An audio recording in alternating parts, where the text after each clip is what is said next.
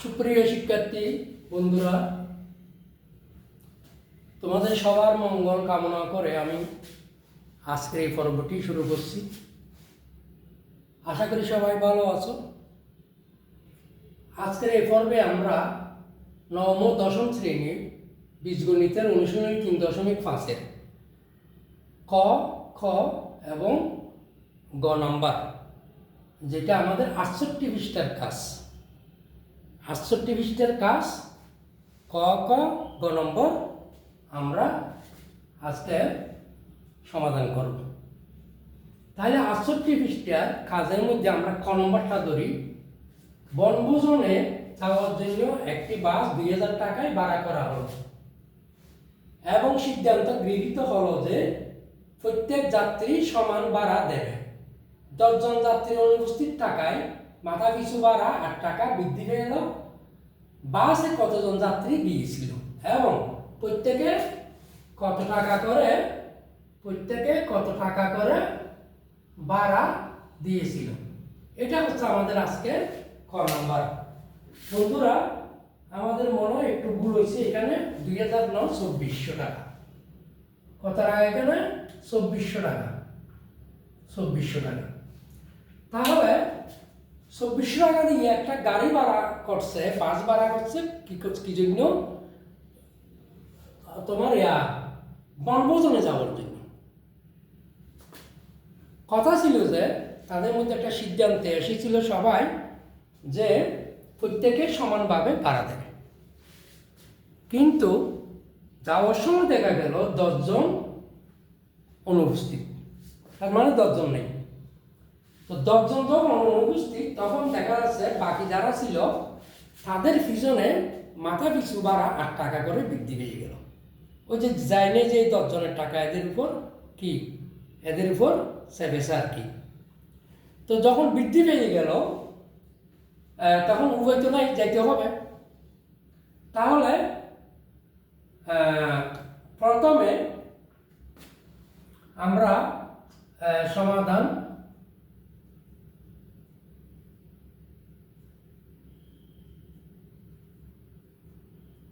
সমাধান করি কত ক্ষয়ের ক নাম্বারের।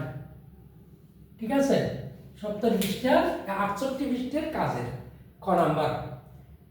ওই প্রথমে একজন যাত্রী, মনে করি একজন যাত্রী গিয়েছিল। ঠিক আছে, মনে করি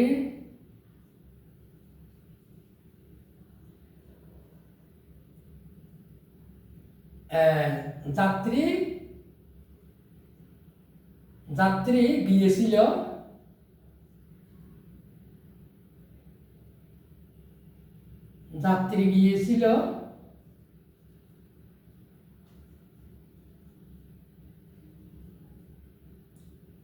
বাসে যাত্রী গিয়েছিল x জন। ঠিক আছে, তাইলে সুতরাং মাথা পিছু ভাড়া কত করেছিল? মাথা পিছু ভাড়া কত? সমান 2400 ডিভাইডেড বাই x জন। তার মানে মোট টাকাকে সংখ্যা দিয়ে কি করতে হবে? মোট টাকাকে সংখ্যা দিয়ে ভাগ দিতে হবে, তারপর মাথা পিছু ভাড়া হবে। মনে করো আমাদের একটা 1600 টাকা একটা গাড়ি ভাড়া করলো, আমরা লোক যাবো কয়জন? 8 জন। তাহলে 8 দিয়ে 1600 ভাগ দিলে হতে পারবে 200 টাকা। আমাদের মাথা পিছু ভাড়া করবো কত? 200 টাকা। একটা উদাহরণ বললাম। তাহলে 2400 টাকা দিয়ে যে বাসটা ভাড়া করছিল, এটাকে কি আমরা বাসে যাত্রী গিয়েছিল একজন, এক দিয়ে আমরা ভাগ দিলে মাথা পিছু ভাড়া করবে। এখন যাওয়ার কথা ছিল কত? অনুপস্থিত ছিল কত? 10 জন অনুপস্থিত টাকায় 10 জন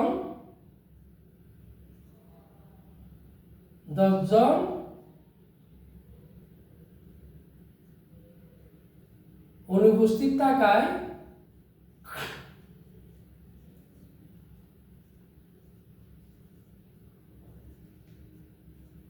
10 জন অনুপস্থিত থাকায়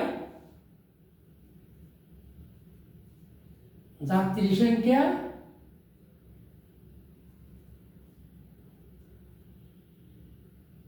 10 জন। বাসে যাত্রী গিয়েছিল কয়জন? একজন। যাওয়ার কথা ছিল কত? 10 জন অনুপস্থিত থাকায় যাত্রী সংখ্যা হওয়ার কথা ছিল, যাত্রী সংখ্যা হওয়ার কথা ছিল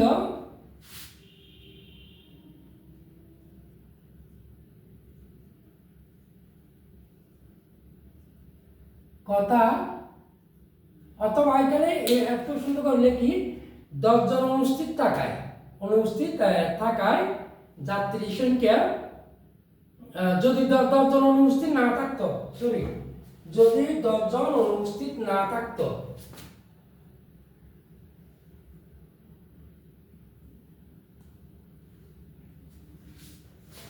যদি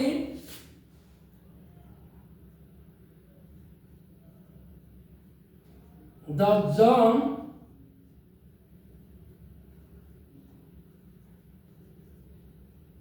যাত্রী সংখ্যা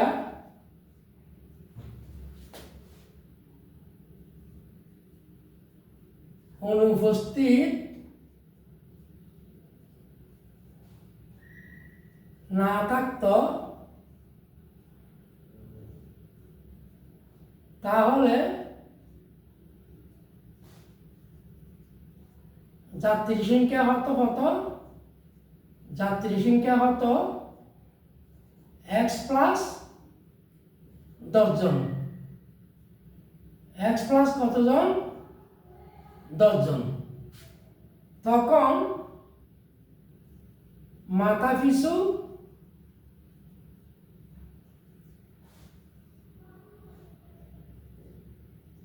ভাড়া হতো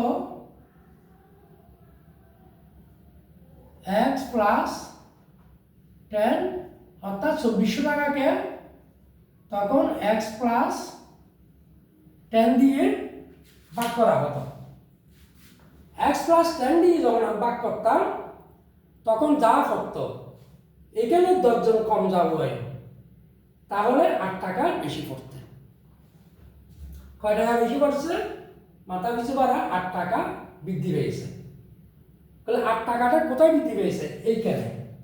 এই একজন যাত্রী গিয়েছিল, কিন্তু আরো 10 জন সহ মোট যাত্রী যাওয়ার কথা ছিল এইটা x প্লাস 10 জন। এই যে x প্লাস 10 জন, মোট যাত্রী যাওয়ার কথা ছিল কয়জন? x প্লাস 10 জন।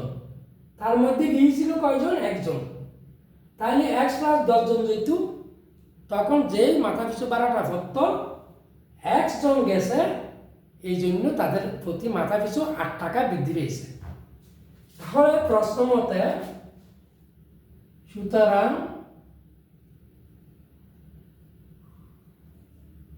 প্রশ্ন মতে x 24 divided by x minus 2400 divided by x plus 10 সমান বৃদ্ধি পেয়েছে কত? 8 টাকা। বন্ধুরা, জিনিসটা অঙ্কটা বুঝেছো? এরকম আরো এই প্রশ্ন আমরা আরো দুটি অঙ্ক করেছি।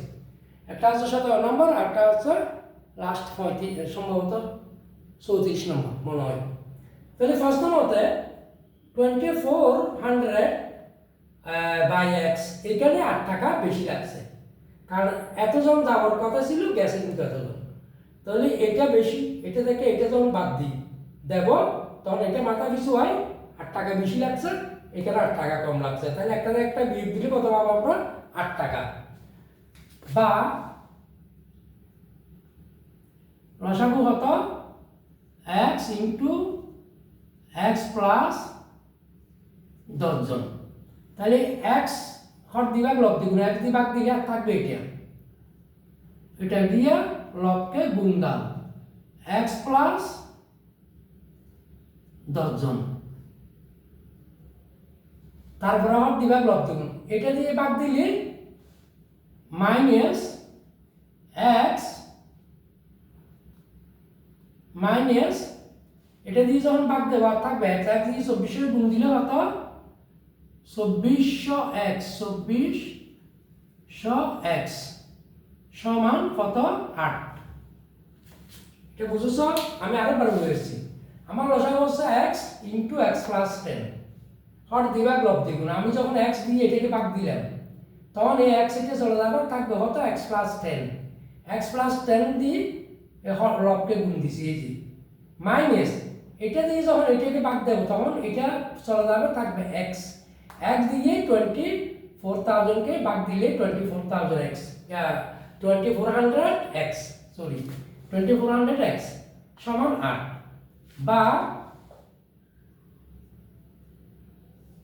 এটা গুণ দাও s স্কয়ার প্লাস 10x আর এখানে এটা গুণ দাও 24x প্লাস এটা দিয়ে 10 দিয়ে গুণ দিলে 24,000 মাইনাস 24x সমান 8 বা প্লাস 10 এটা এটা কাটা কর্তন তাহলে আর থাকবে কত 24,000 সমান 8 বা আর গুণ করি আর গুণন আর এটা মনে মনে তাহলে 8 দিয়ে কে গুণ দিলে 8s স্কয়ার প্লাস এটা 10x দিয়ে গুণ দিলে 8.80x সমান এখানে গুণ দিলে কত 24,000 কে 24,000 এটা লিখিত হবে আর গুণন করে আর গুণন করে ঠিক আছে। এখন বা 8s স্কয়ার প্লাস 80x এই 24,000 কে যদি এই পাশে নিয়ে আসি প্লাস আছে তাহলে কি হবে মাইনাস সমান এখানে কত হবে 0। আমরা এটা কি হচ্ছে পক্ষান্তর করছি 24,000 কে ওই পাশে নিয়ে গেছে পক্ষান্তর করছি পক্ষান্তর করে ঠিক আছে। আচ্ছা বা 8 আমরা এখান থেকে 8 কমন নিয়ে নিই তাহলে 8 টাকা হতো s square plus 8.80 10x minus 3/24 সমান 0 3000 তাহলে বা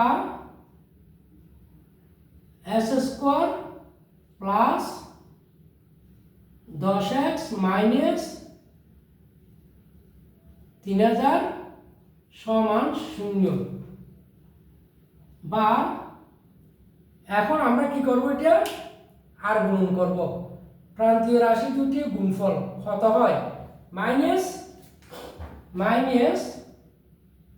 3000 s স্কয়ার আমাদের এই 10x প্লাস 10x কে ভাঙতে হবে এটাকে দুই ভাগে ভাগ করতে হবে যাতে গুণ করলে দুটা রাশি গুণ করলে এটা হয় আর যোগ বা বিয়োগ করলে যাতে এটা হয়। তাহলে আমরা এটা বাংলা আমরা পাবো এখানে 3000 কে বাংলা আমরা কত পাবো 2 1500 2 750 2 375 তারপরে 3 1 2 5 5 5 25 5 5 25 3 5 15 15 30 30 60 তারপরে 5 10 5 10 50 বা s square plus 60x minus 50x minus 3000 সমান 0। বন্ধুরা দেখো মাইনাস 50x আর প্লাস 60x গুণ করলে 530 3000 x square plus minus minus, তারপরে আবার 60x থেকে 50x গেলে ওই প্লাস 10x মিলে গেছে। তাহলে বা s কমন নিলে আর x প্লাস 60 মাইনাস 50 কমন নিলে x প্লাস 60 সমান 0। কেমন? এখানে s কমন নিছি আর x প্লাস এই 60 মাইনাস এখানে 50 কমন নিলে, কেন 50 নিচ্ছে কমন? এখানে যাতে আমার এটার সাথে মিলে x এটা আসে, তাহলে x প্লাস 50 দিয়ে প্লাস মাইনাস মাইনাসে প্লাস 50 দিয়ে 3 কে ভাগ দিলে 60। তাহলে এই দুইটা থেকে আমার যখন মিলছে তাহলে অঙ্ক ঠিক আছে। এই দুইটা আমরা কমন নিই 60, এটা কমন নিলে আর এখানে টাকা কত x, এখান থেকে এটা কমন নিলে এখানে টাকা কত আর 50 সমান 0। বন্ধুরা এখন দেখো তো আমাদের হয় এটা সমান 0 হবে নয় এটা সমান 0 হবে, তাহলে এগুলা কি? সুতরাং হয় x প্লাস 60 সমান 0, তারপরে অথবা x মাইনাস 50 সমান 0। সুতরাং x সমান মাইনাস 60, সুতরাং x সমান প্লাস 50। তাইলে এটা গ্রহণযোগ্য নয়, কারণ যাত্রী সংখ্যা ঋণাত্মক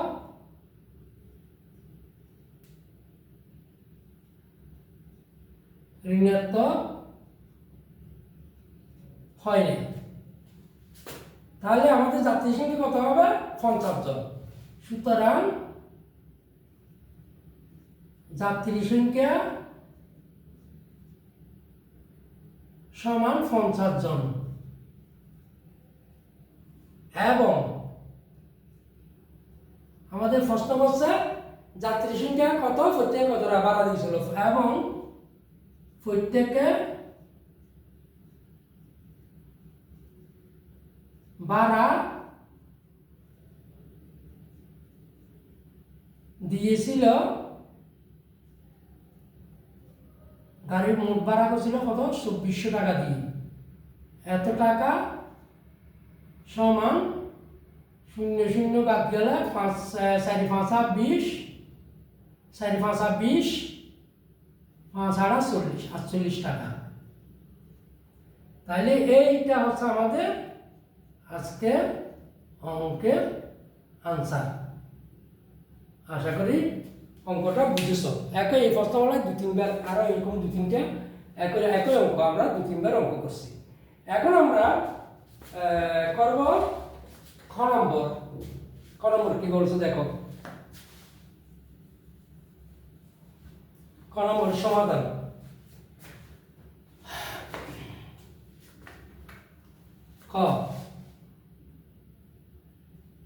ক নম্বরের সমাধান কি বলছো? প্রশ্নটি বলছে ক ও খ একত্রে একটি কাজ কি দিনে করতে পারে?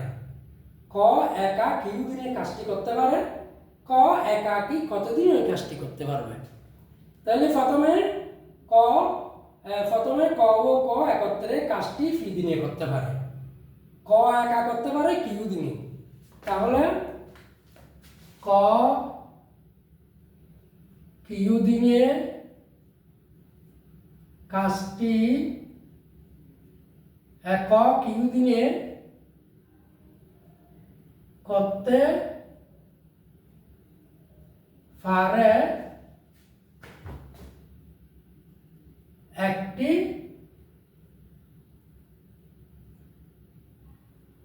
কাজ। সুতরাং ক একদিনে করতে পারে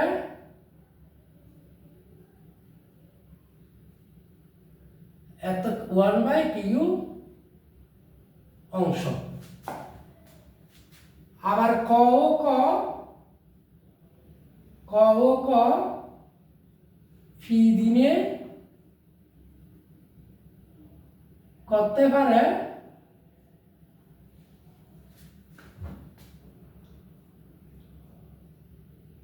একটি কাজ।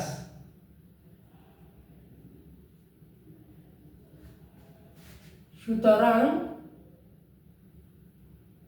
ক ও ক একদিনে করতে পারে 1/p অংশ। ঠিক আছে, তাহলে ক ও ক যদি 1/p অংশ করে একদিনই, ক একা যদি কিউ অংশ 1/q অংশ করতে পারে একদিনে, ক একা, এখানে একটু লিখতে হবে ক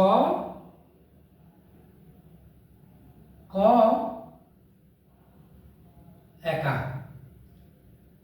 ক একা কিউ দিনে করতে পারে একটি কাজ, সুতরাং ক একদিনে করতে পারে 1/q অংশ। ক ও ক ফি দিনে করতে পারে একটি কাজ, সুতরাং ক ও ক একদিনে করতে পারে 1/p অংশ। তো সুতরাং এটা হচ্ছে এই অঙ্ক। সুতরাং খ একা একাকী একদিনে করতে পারে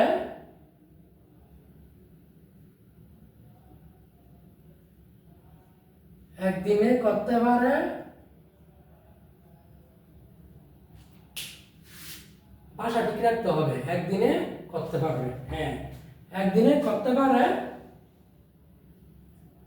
1/p থেকে ক ও ক যে করে এখান থেকে কটা যদি বাদ দিই 1/q, তাহলে বাকি যেটা আমরা বিয়োগ করে পাবো এটা করবে খ একাকী একদিনই।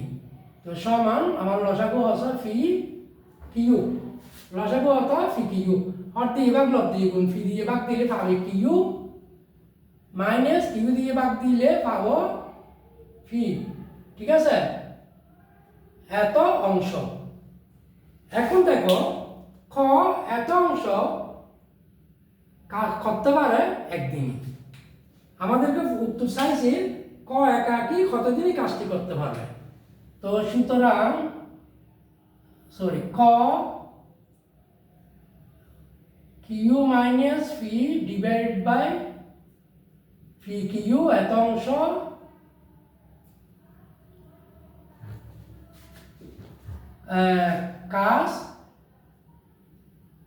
কাজ করতে পারে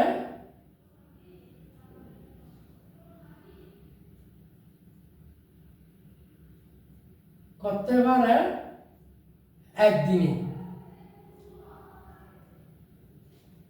সুতরাং খ এক অংশ বা সম্পূর্ণ, এক অংশ মানে কত, সম্পূর্ণ কাজ, এক অংশ বা সম্পূর্ণ কাজটি করতে পারে, এটা কি হবে উল্টে যাবে, কিউ মাইনাস ফি আর উপরে চলে যাবে ফি কিউ এতদিন। মানে বুঝেছ, অর্থাৎ এটা ভাগের এক এখানে হবে, একবার এটা দিয়ে দিলে হয়, তো এখানে এটা নিচে আসবে এক উপরে আসবে, আবার এক যখন তুমি এটা যখন পাল্টাবে তখন উত্তর এটাই পাবে। এটা একটু কথা দেখো, যেমন আমরা এখানে একবারে উত্তরটা দিয়ে দিছি, তাহলে অর্থাৎ এইভাবে হবে অঙ্কটা করে ফেলো তোমার, এখানে সবার মেধা তো এক নয়, এটা হবে এই 1/, এখানে কত Q minus P divided by P Q দিনে সমান 1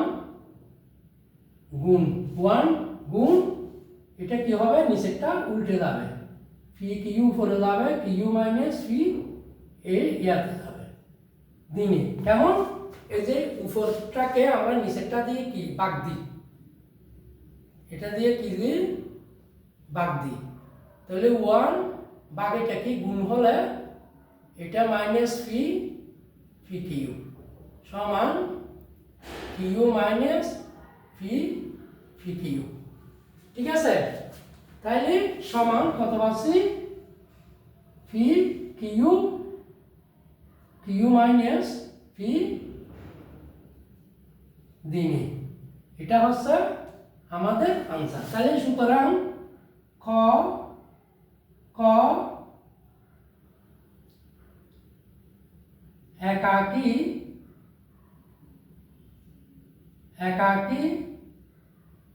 কাজটি V Q by Q minus V দিনে করতে পারবে, আনসার। আশা করি অঙ্কটা বুঝেছ বন্ধুরা। ক নাম্বার, অর্থাৎ বলা হচ্ছে ক একাকী কিউ ক ও ক ফি দিনে একটি কাজ করতে পারে, যেটা সেই কাজটি ক একা করলে কিউ দিনে শেষ করতে পারে। তাইলে বলা হচ্ছে খ একাকী কত দিনে করতে পারবে, কথা বলছে দুইটা। অর্থাৎ ক একাকী ক ও ক একাকী ফি দিনে কাজটি করতে পারে, সেই কাজটি ক একা একা যদি করে তাহলে তার লাগে কয় দিন, কিউ দিন। তাহলে সুতরাং কর কত দিনে লাগবে, মোট প্রশ্ন এটা। তাহলে ক একা যদি কিউ দিনে করতে পারে তাহলে ক একদিনে করবে কত, ও এক ভাগে 1/কিউ অংশ। ক ও ক ফি দিনে যদি একটি কাজ করতে পারে তাহলে ক ও ক একদিনে করতে পারবে 1/ফি অংশ। খ একাকী একদিনে করতে পারে, তাহলে এখন ক একাকী কত দিনে করতে পারে, ক ক যত করে তার থেকে যদি কটা বাদ দিই তাহলে কটা বাইর হচ্ছে না। এই ক একাকী একদিনে করতে পারে, ক ক করতে পারে 1/ফি অংশ মাইনাস ক একা করতে পারে 1/কিউ। ক ক থেকে কটা বাদ গেলে আর এটা পাইছি, এটা করতে পারে একা খ। তাহলে খ এই এত অংশ কাজটি করতে পারে কত দিনে, একদিনই। তাহলে খ একটি বা সম্পূর্ণ কাজটি করতে পারে 1/এইটা, এখানে 1 গুণ এটা, অর্থাৎ এটা 1 কে এটা দিয়ে ভাগ দিলে ভাগ যখন গুণ হবে এটা উল্টে যাবে, ঠিক আছে। সুতরাং ফি কিউ বাই কিউ মাইনাস ফি দিনে ক কাজটি শেষ করতে পারবে, এইটা হচ্ছে আমাদের আনসার। তাহলে আমরা এরপরে চলে যাবো একটা অঙ্ক আছে, এটি কি গ নাম্বার। আমরা এখানে এটা মুছে ফেলি, এই অঙ্কটা প্রথমেরটা নাকি শেষেরটা মুছবো, শেষেরটা মুছি। এটা তো দেখছো ক নম্বর, এটা মুছি আমরা এখানে গ নম্বরটা করি।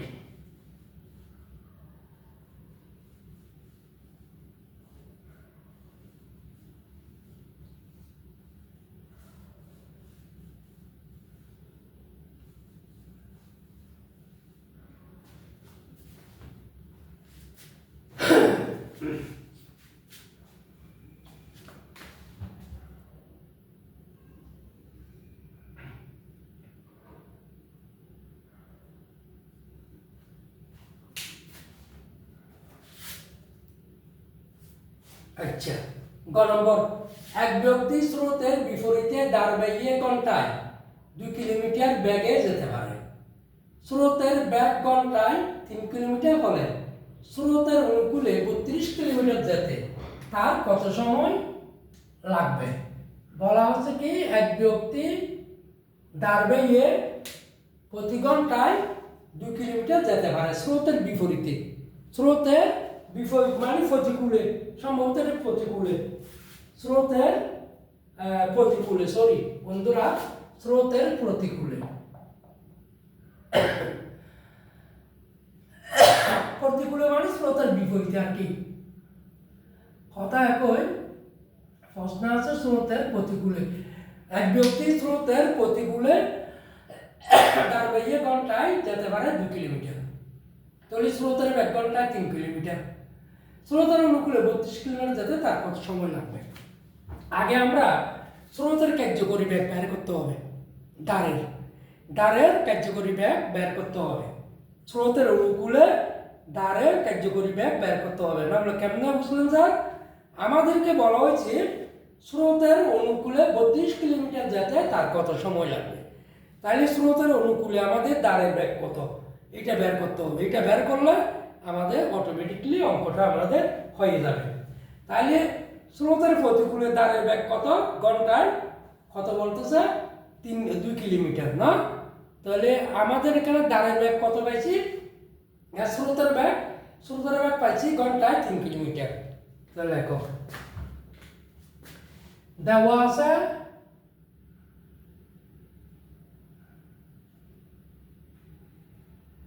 স্রোতের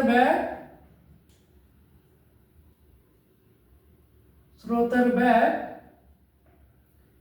ঘন্টায় 3 কিলোমিটার, ঠিক আছে। তারপরে বলা হচ্ছে এই স্রোতের প্রতিকূলে দাঁড়ের বেগ ঘন্টায় 2 কিলোমিটার বেগে যেতে পারে। তাহলে লাগবে স্রোতের প্রতিকূলে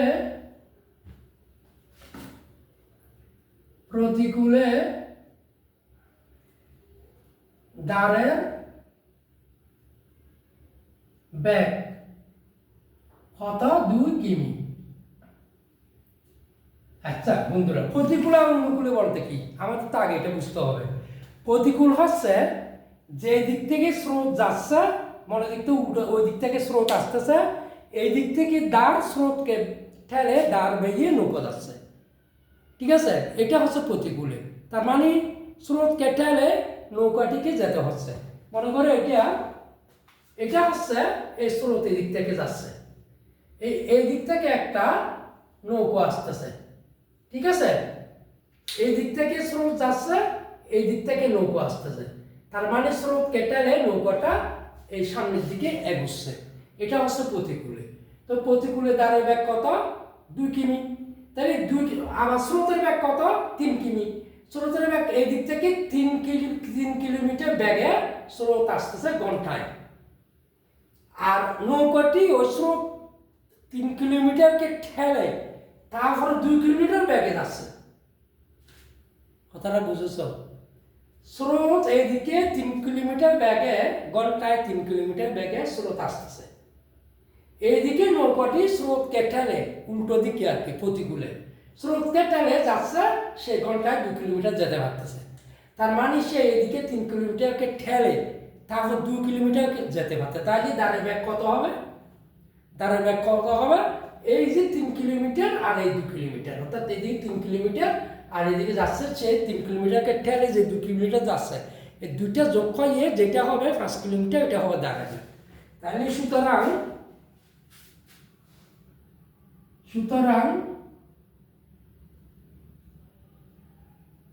দাঁড়ের বেগ কত, 3 কিলোমিটার যোগ 2 কিলোমিটার সমান কত, 5 কিমি, ঠিক আছে, 5 কিমি।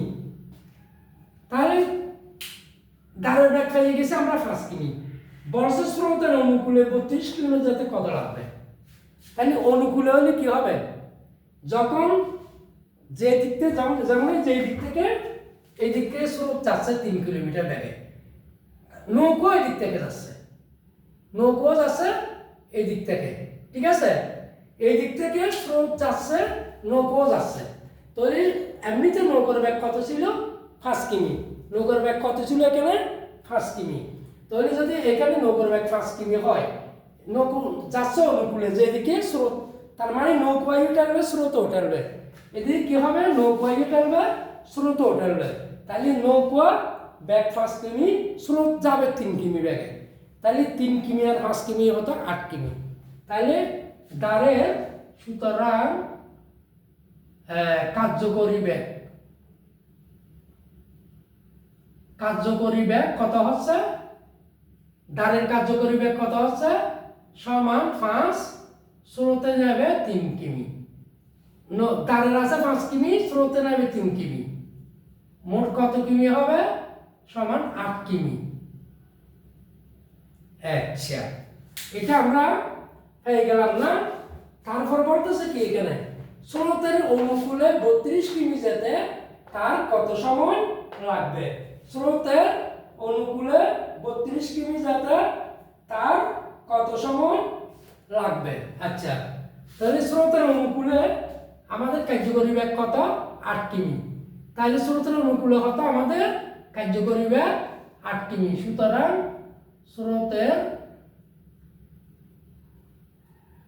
অনুকূলে, এটা একটু লিখে দিই, একটু সুন্দর ভালো লাগলে মোসে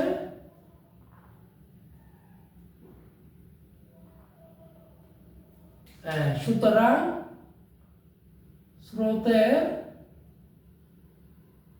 অনুকূলে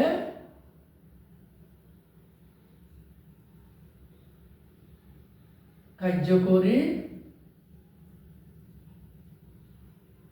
বেগ 8 কিমি। ঠিক আছে, তাহলে বলছে স্রোতের অনুকূলে 32 কিমি যেতে কত সময় লাগবে। তো মনে করি স্রোতের অনুকূলে 32 কিমি যেতে 1 ঘন্টা সময় লাগবে। ঠিক আছে, 1 কিমি সময় লাগবে। ঠিক আছে, স্রোতের অনুকূলে 32 কিমি যেতে কত সময় লাগতে পারে? 1 ঘন্টা সময় লাগতে পারে। তাইলে এইদিকে স্রোতের কার্যকরী বেগ কত? 8 কিমি। এটা কত? ঘন্টায়। ঘন্টায় এটা কত? ঘন্টায়। স্রোতের অনুকূলে ঘন্টায় কার্যকরী বেগ একটু লিখে দিই, ঘন্টায় কার্যকরী বেগ। তাহলে সুতরাং প্রশ্ন মতে কার্যকরী বেগ কত? 8 গুণ এখানে আমরা যেতে কত সময় লাগবে? x সমান কত? 32। কথাটা বুঝেছ? আমাদের এখানে 32 কিমি যেতে আমরা মনে মনে s কিমি সময় লাগবে, s ঘন্টা সময় লাগবে। তাহলে এইদিকে ঘন্টায় কত কিমি? 8 কিমি। তাহলে ঘন্টায় যদি 8 কিমি যাই, তাহলে s ঘন্টায় কত কিমি যাবে? 8 s ঘন্টা যাবে না? এই সময়টাই 32 কিমি যাবে। কথাটা বুঝেছ? ঘন্টায় যদি এখানে 8 কিমি যাই, আমরা এখানে 32 কিমি যাইতে মনে মনে এখানে x ঘন্টা ধরছি, তাহলে 8 কিমি হিসাবে s ঘন্টায় কত যাবে? 32 কিমি যাবে। ঠিক আছে, তাহলে প্রশ্ন মতে 8 গুণ x সমান 32 বা 8x সমান 32 বা x সমান 8 ভাগে 32। সুতরাং x সমান 60। তাহলে আমাদের কত ঘন্টা বলছিলাম? 1 ঘন্টা। তাহলে 60 ঘন্টা সময় লাগবে। এখানে লাগবে স্রোতের অনুকূলে, সুতরাং স্রোতের অনুকূলে 32 কিমি যেতে 4 ঘন্টা সময় লাগবে।